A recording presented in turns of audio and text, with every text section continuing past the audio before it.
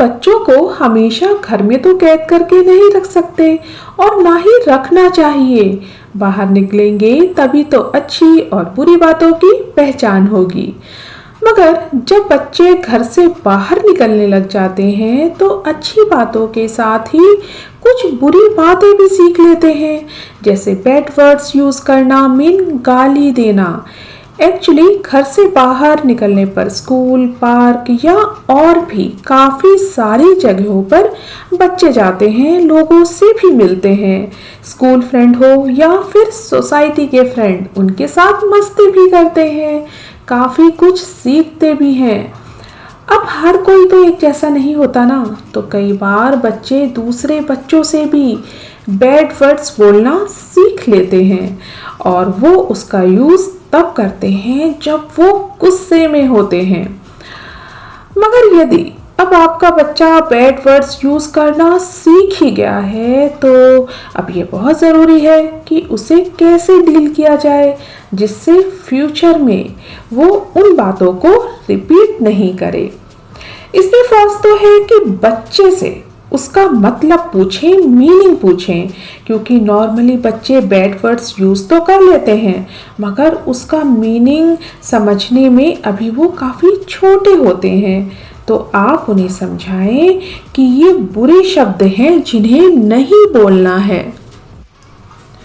उसे ये भी समझाएं कि ऐसे वल्गर शब्द आप बर्दाश्त नहीं करेंगे और अगर आपका बच्चा गुस्से में ही ऐसे वल्गर शब्द बोलता है और आगे पीछे नहीं बोलता तो उसे गुस्सा जाहिर करने के दूसरे अच्छे तरीके, मीन शांत तरीके समझाएं।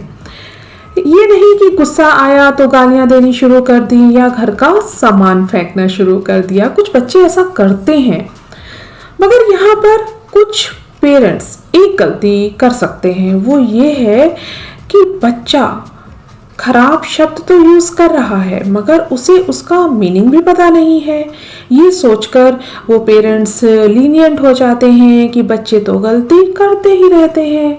मगर यदि समय रहते आपने अपने बच्चों को नहीं समझाया तो कुछ दिनों में सिचुएशन खराब भी हो सकती है।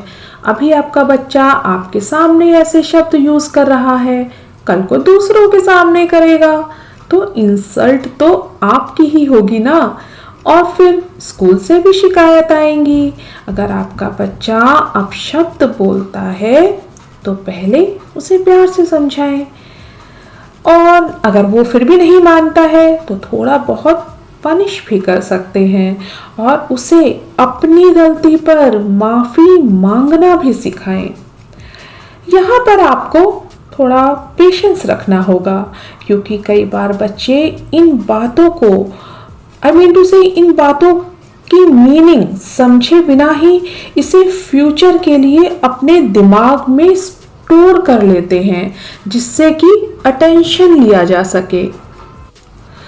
मगर एक सबसे इम्पॉर्टेंट बात जो यह आपके बच्चे के लिए नहीं है, आपके लिए है, वो ये है कि आप अपने बच्चे को तो ऐसी लैंग्वेज यूज़ करने के लिए मना कर रहे हो मगर खुद बच्चे से छिपकर फैमिली या फ्रेंड से बातों बातों में फ़ोन पे बात करते हुए ऐसे बैड वर्ड्स यूज़ करते हो तो कभी ना कभी तो बच्चा सुन ही लेगा और हो सकता है कि बाहर से उसे नहीं, घर पर ही उसने ऐसी वल्गर बातें सीखी हो, मीन आप सबसे ही सीखी हो।